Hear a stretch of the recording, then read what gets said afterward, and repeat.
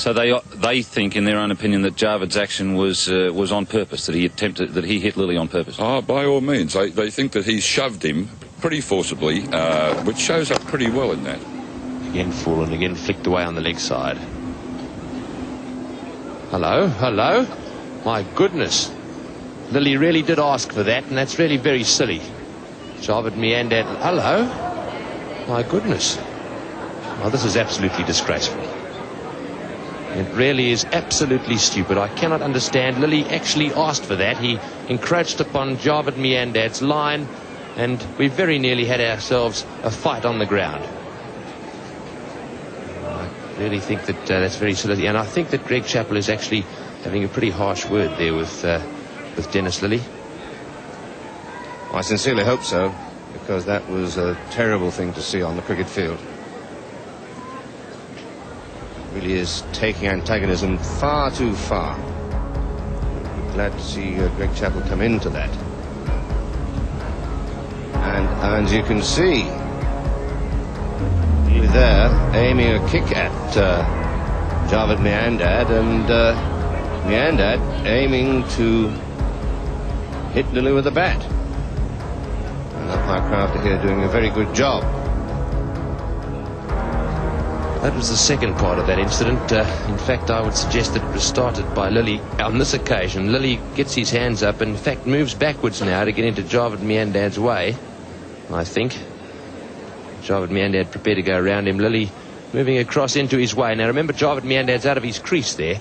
Lillee sticking the shoulder into Miandad, and, of course, Miandad pushing him because he's got to get into the batting crease. And Miandad has a hit at that one, and it's gone down to deep mid-wicket.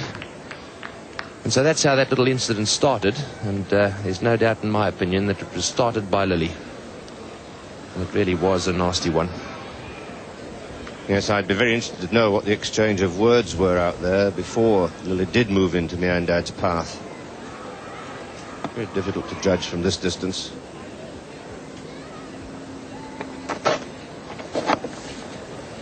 Well, I don't know that I've ever heard of an actual fight taking place on the cricket ground, but this is about as close as one has ever come to it.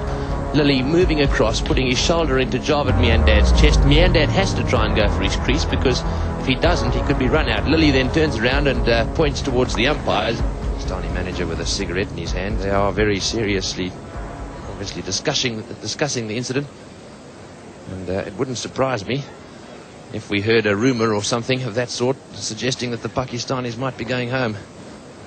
We quite often hear those sort of rumours when incidents like this take place. That's a fine shot by Raja, beautifully placed down the ground. As we see it, now veering slightly away from the Australian fast bowler, and as I see it, just a little verbal coming into the thing there, and Lillee reacts by coming across towards the Pakistan captain. Now it's at that point, with Javed pushing out the bat, that the Australian players who sat in judgment on this thing say that Javed shoved the bat at Dennis Lillee. That's their version of it. The umpire now comes in. Very quick work by Tony Crafter to get in there. And then we had the two unsavoury things that I hope never to see repeated on a cricket field. Perhaps Tony Crafter would have been better off not to be there. Might have brought it all to a very speedy halt. We now give you the Pakistan captain, Javed Miandad. What started it all? Actually, when I played ball on leg side, and I was just looking there and I was taking singles. And when I was going to other ends, and obviously Lillee, he stopped me. Right. And he was abusing me. And obviously when I saw ball went to Gordy Marsh and he was trying to hit other end, and I pushed him. And after that he kicked me. And I think then after that umpires come between us and he start abusing me and using dirty words to me. And obviously he upset me after that. Miandad had sort of a couple of times said a few things. I'd said a few things. We both exchanged pleasantries or whatever. But yeah, it had been going on for some time. I think it's probably been going on for a few years as well. So some chipping going on. What about the kick? Do you regret that?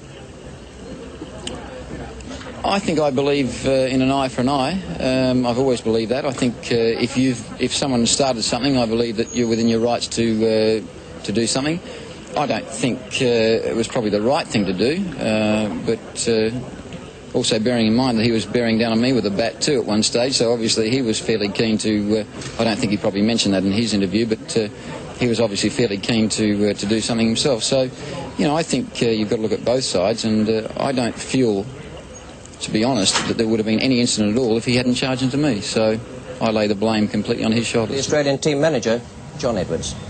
John Edwards, the Australian players have had a very good look at the incident. What was their version after looking at it? Well, after looking 7 or 8 times, Ian, at the slow-mo replays in particular, they came to the decision, most of them who hadn't been close to the incident, that Dennis did have some cause for a type of retaliatory action. At the same time, not condoning his action in any shape or form. They made that perfectly clear.